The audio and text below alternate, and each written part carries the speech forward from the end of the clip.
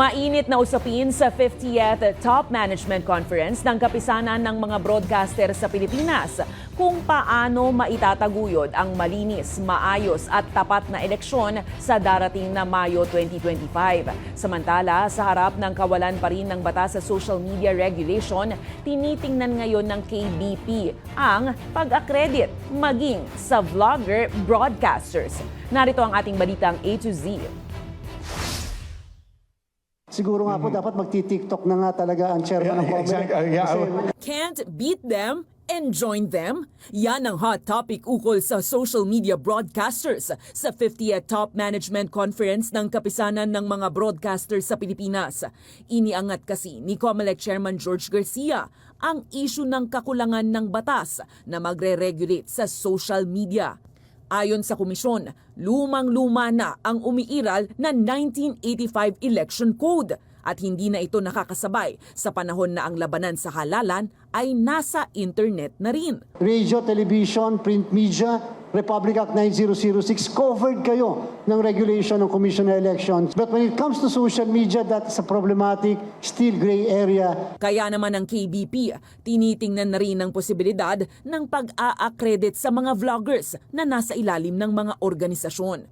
Habang wala pa kasing social media laws, mahalagang may magbantay rin sa ethical standards at accountability ng mga vlogger broadcaster. Samantala, target naman ng COMELEC na pulungin ang iba't ibang poll watchdogs kasama ang media at iba pang stakeholders para ilatag ang magiging paraan sa pagbabalita ng nalalapit na halalan sa Mayo 2025. Sa unang pagkakataon kasi simula nang nagkaroon ng automated elections sa bansa, sa 2025 polls, hindi na daraan sa iisang transparency server ang election returns.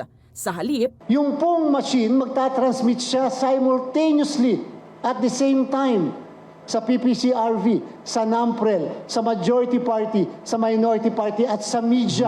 Kasama ang KBP. Ang problema, ayon sa Parish Pastoral Council for Responsible Voting, paano kung sakaling hindi sabay-sabay ang transmission at paglabas ng data sa iba't ibang server? My concern is that the public can possibly see different numbers when we start to publish.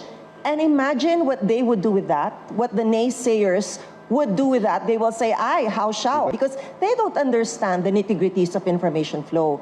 So, Dahil dito, ayon sa COMELEC, bubuo ang komisyon at stakeholders ng Code of Conduct para sa nalalapit na halalan para matiyak na magiging maayos ang reporting ng mga nanalo. Sa pagtataya ng komisyon, pwedeng nang makapagdeklara ng panalo sa local government positions 1 o 2 oras lamang matapos magsara ang polling precincts, hanggang 1 o 2 araw naman para sa senador.